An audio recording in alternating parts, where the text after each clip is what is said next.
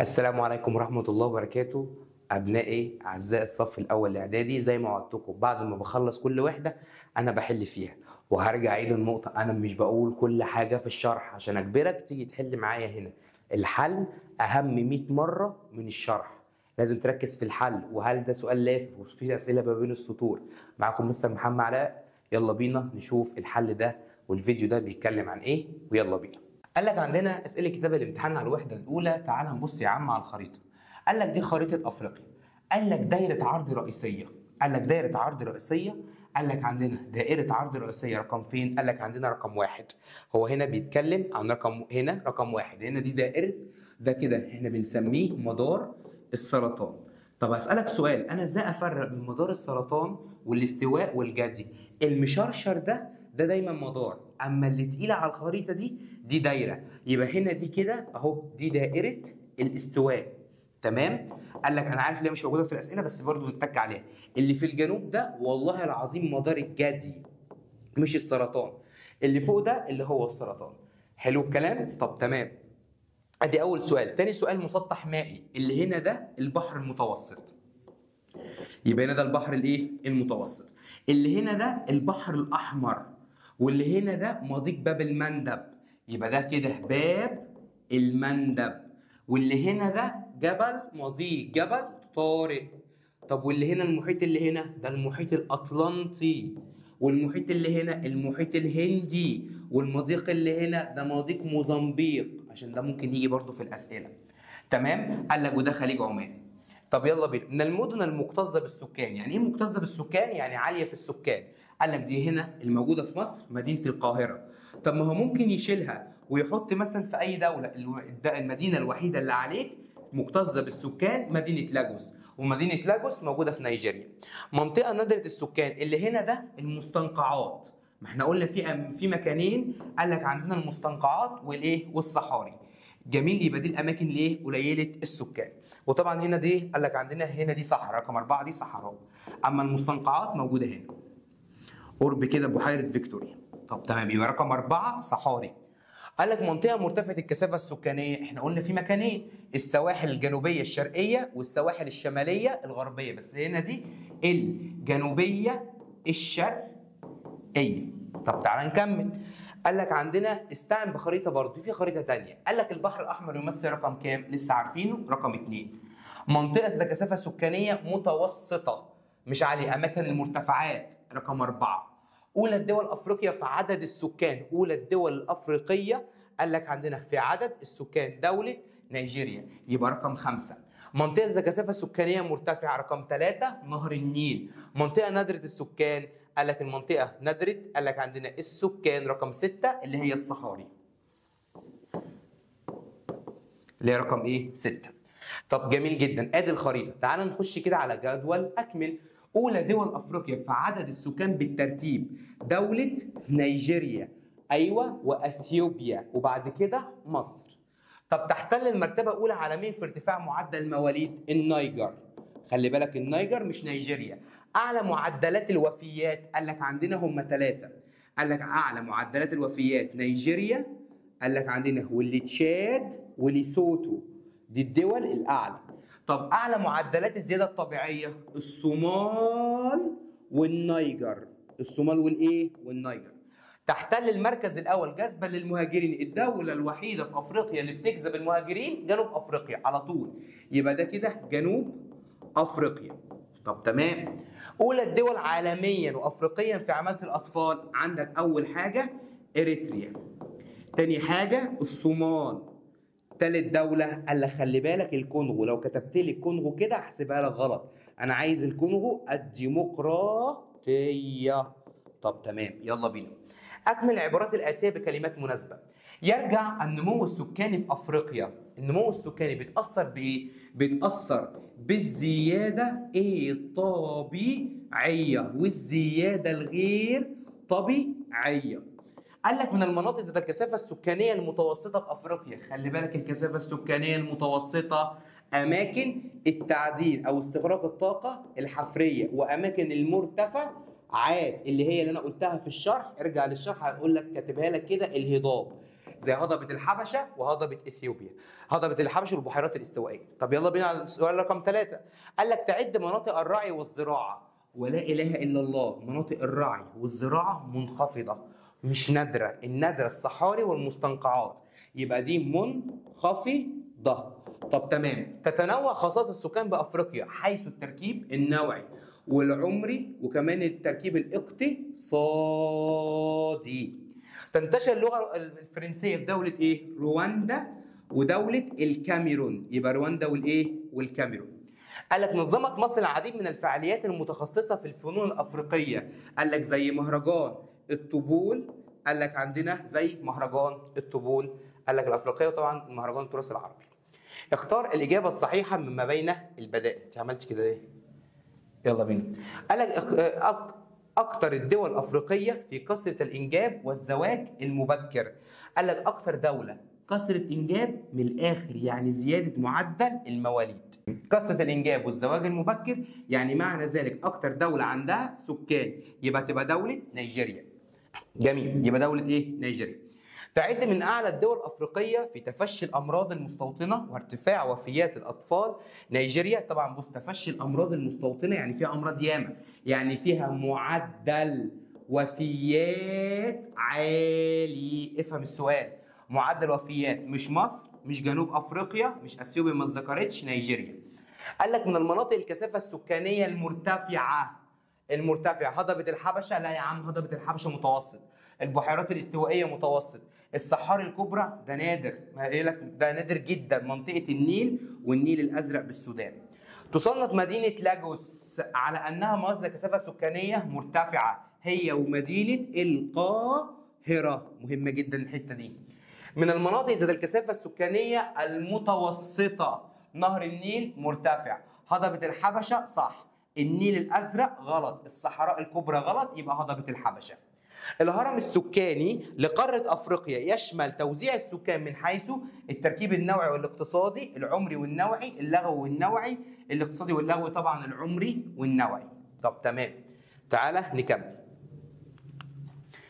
تعالى نرجع كده للسؤال اللي فوق. قال لك من الأشكال الآتية يشير نسبة الإناث. نسبة الإناث 49.9، يعني نسبة كبيرة. ده نص غلط، ده ربع غلط.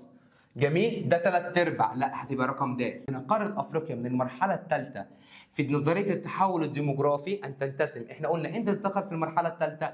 لما يقل صغار السن ويزيد كبار السن، يعني يقل معدل المواليد. ارتفاع معدل المواليد دي غلط، ارتفاع معدل المواليد دي غلط، لا اما انخفاض معدل المواليد والوفيات، لا اما انخفاض معدل المواليد وارتفاع معدل الوفيات. طبعا هتبقى انخفاض وانخفاض، عشان نسب كبار السن هيعيشوا ياما، فبالتالي نسب الموت هتبقى اقل.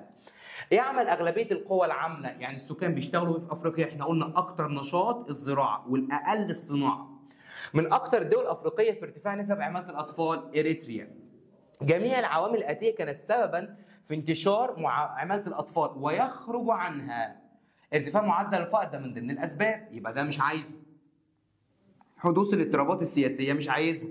انخفاض معدل القيد بالتعليم مش عايزه. ارتفاع معدل الرعايه الصحيه هي دي الوحيده المختلفه.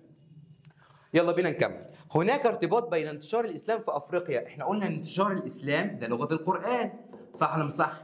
قال لك هي لغه القران ايه؟ لغه ايه؟ الله ينور، عربيه، وقالها لك في الشرح، يبقى اللغه العربيه. قال لك اللغه الاكثر انتشارا في شرق افريقيا سواحل، يبقى اللغه السواحليه. من الدول الافريقيه التي احرزت تقدم في الوصول للتعليم الابتدائي، احنا قلنا مصر وتونس وجنوب افريقيا. تعال نكمل. تحتل قارة أفريقيا المرتبة الثانية بعد قارة آسيا من حيث عدد السكان، صح. يتضاعف عدد سكان قارة أفريقيا كل 10 سنوات، صح. تحتل مصر المركز الثالث من حيث عدد السكان، صح برضه. اقترب معدل الوفيات بأفريقيا للمعدل العالمي في عام 2030، لا. تعد دولة جنوب أفريقيا أولى الدول الأفريقية جذبا للمهاجرين. قال لك الدولة الوحيدة اللي بتجذب المهاجرين، أيوه. تسعى الدول الافريقيه لتحقيق مزيدا من التنميه المستدامه للهجره الغير شرعيه، ايوه هم بيوفروا. قايل لك عندنا العمل او الشغل للشباب ليه؟ عشان بيعملوا مشاريع اقتصاديه، ليه؟ عشان يقللوا الهجره الغير شرعيه. تختلف الكثافه السكانيه في قاره افريقيا من دوله لثانيه، اكيد طبعا في اماكن مرتفعه اهو يا عم، في اماكن مرتفعه وفي اماكن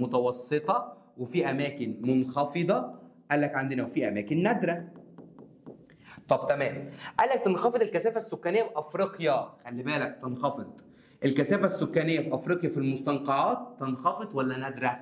احنا قلنا المنخفض الراعي وحشائش السافانا، لا انا عايز كلمه نادره او عايز كلمه تندر. خلي بالك من السؤال ده، الاجابه دي غلط. هناك ارتباط بين ارتفاع نسبه صغار السن والمشكله السكانيه، ايوه عشان دول فئه غير منتجه. دعم المرأة اجتماعيا إحدى محاولات الدول الأفريقية لحل المشكلة السكانية، أيوه. تحدد الخصائص السكانية للقارة مدى ضعفها والقوة، أيوه طبعا. لو دولة عندها شباب ياما دولة قوية، ولو دولة عندها أطفال ياما ضعيفة. يتميز التركيب النوعي لسكان قارة أفريقيا بالتوازن النسبي، أيوه. الذكور 50.1 والإناث 49.9، مش قصة. يبقى في توازن. تمثل فئة سن العمل قمة الهرم السكاني، حرام عليك، وسط الهرم السكاني. تنتشر اللغة الإنجليزية في جنوب أفريقيا، أيوه بسبب الاحتلال. تنتشر اللغة الفرنسية في دول الغرب والوسط، أيوه. تنخفض معدلات الأطباء والممرضات في دول أفريقيا عن المعدل العالمي، قلنا منخفضة. تتميز الثقافة الأفريقية بتنوعها وعمقها التاريخي الذي يمتد آلاف السنين، أيوه. تحتل دولة الصومال المرتبة الأولى عالميا من حيث معدل المواليد، قلناها ياما، دولة نيجيريا.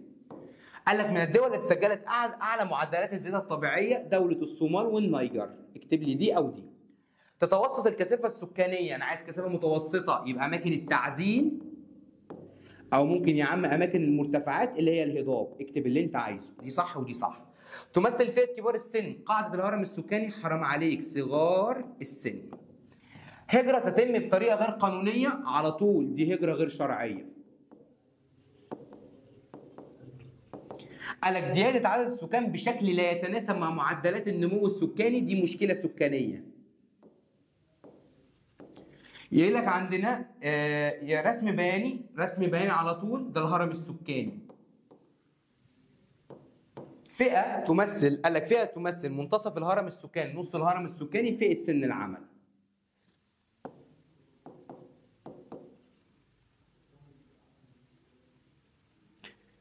يلا بينا. لغة انتشرت في جنوب أفريقيا، الإنجليزية. مهرجان نظمته مصر خاص بالفنون الشعبية لتعزيز التعاون الثقافي، قال لك عندنا ده مهرجان، قال لك عندنا التراث العربي اللي هو الفنون الشعبية. من يكون قال لك روائي نيجيري، أنا ما قلتهاش في الشرح، أنا ما قلتش. قال لك عندنا ويلي سونيكا في دولة إيه؟ أهي جت في الحل أهي. روائي نيجيري على طول، قال لك ده ويلي سونيكا. أول أديب مصري يحصل على جائزة نوبل، نجيب محفوظ. عشان في طالب قبل كده قال لي السادات كان هيجلطني، ده كده بني آدم براس كلب. اللي هو إيه؟ أول أديب مصري نجيب محفوظ، مش عارف السادات إيه اللي جابه يعني في الأدب، بس مش مشكلة يعني. يلا بينا. قال لك عندنا أهمية دراسة البيانات والإحصاءات السكانية بما تفسر. ليه أهمية دراسة البيانات والإحصاءات السكانية؟ عشان بتحدد أهي يا عم خطط التنمية. قال لك بلغت معدلات المواليد بقارة أفريقيا ضعف المعدل العالمي بسبب الزواج المبكر وكثرة الإنجاب. طب تمام. سجلت كل من نيجيريا والتشاد وليسوتو أعلى معدلات الوفيات بسبب انتشار الأمراض. انخفض معدل الزيادة الطبيعية بسبب ضبط المعدل السكاني، ضبط معدل نمو السكاني. قال لك وجود هجرة خارجية، قال لك ليه؟ قال لك للبحث عن فرص عمل، قال لك وفرص تعليم أفضل، وطبعا أكيد طبعا أي مشكلة، يا إما مشكلة سياسية يا إما مشكلة عسكرية. تعد منطقة النيل الأزرق في السودان منطقة كثافة سكانية مرتفعة، توفر مية عذبة، تربة خصبة. ارتفع الكثافة السكانية في السواحل الشمالية والجنوبية الشرقية. أول حاجة بالله عليك اكتبها لي، اعتدال المناخ. بعد كده أقول له وفرة مياه عذبة وتربة خصبة. ندرة السكان في المناطق الصحراوية، طبعا قلة المياه العذبة، قال لك وطبعا مفيش تربة، وكمان ارتفاع درجات الحرارة. قال لك تعد مناطق المستنقعات بأفريقيا من المناطق ذات الكثافة السكانية النادرة. مستنقعات يبقى صعوبة الحركة، اربطها على طول كده، يبقى صعوبة قال لك عندنا الحركة. حلو. ظهور المشكلة السكانية في أفريقيا قال لك بسبب إيه؟ معدلات النمو السكاني لا تتناسب مع النمو الاقتصادي للدول، فده بيؤثر على الخدمات، صح ولا غلط؟ وكمان سوء توزيع قال لك عندنا السكان. اختلاف نسبة التركيب النوعي من دولة لأخرى. النوع يعني إيه؟ ذكور وإناث، بسبب على طول الهجرة أو معدل الوفيات اللي بين الذكور والإناث، قلتها في الشرح. قال لك عندنا يعد الهرم السكاني من النوع ذو القاعدة العريضة بسبب ارتفاع معدل المواليد. قال لك تمر قارة أفريقيا بالمرحلة الثانية بسبب ارتفاع معدل المواليد في التحول الديموغرافي، ارتفاع معدل المواليد وانخفاض معدل الوفيات. من المتوقع انخفاض نسبة فئة صغار السن بسبب أهو يا عم ضبط. قال لك عن بسبب قلة ضبط معدل المواليد اللي احنا ما بقيناش نخلف ياما، وطبعا تحسين الرعايه الصحيه للامهات والاطفال. من المتوقع ان تزيد نسبه كبار السن بسبب تحسن الرعايه الصحيه. على طول بسبب تحسن قال لك عندنا الرعايه الصحيه. انتشار مشكله عماله الاطفال بسبب معدل الفقر وعدم الالتحاق بالتعليم، صح ولا بكلم في غلط؟ وفي حاجه كمان، المشكلات برضو السياسيه والعسكريه. انتشار اللغه العربيه بشمال افريقيا قال لك هجره القبائل العربيه، يبقى هجره القبائل العربيه بجانب قال لك انتشار الاسلام، ودي مهمه جدا حته انتشار الاسلام دي. يقول لك معاناه دول افريقيا من انتشار العديد من الامراض بسبب انخفاض الخصائص الصحيه اللي هو معدل الاطباء قال لك عندنا والممرضين منخفض عن المعدل العالمي. وشكرا جدا كده الوحدة الأولى اتفرمت شرح وحل. يا رب أكون فدتكم، وأتمنى برضو تبقوا معايا في الوحدة الثانية. برضو في فيديو شرح هينزل لمحمد علي وخلفاء محمد علي، وهينزل برضو فيديو لحل الوحدة الثانية، عشان أنا عارف إن الوحدة دي صعبة. وكل الفيديوهات دي فري مجانا على اليوتيوب. ما تنساش تشترك معايا في القناة. وشكرا جدا، والسلام عليكم ورحمة الله وبركاته.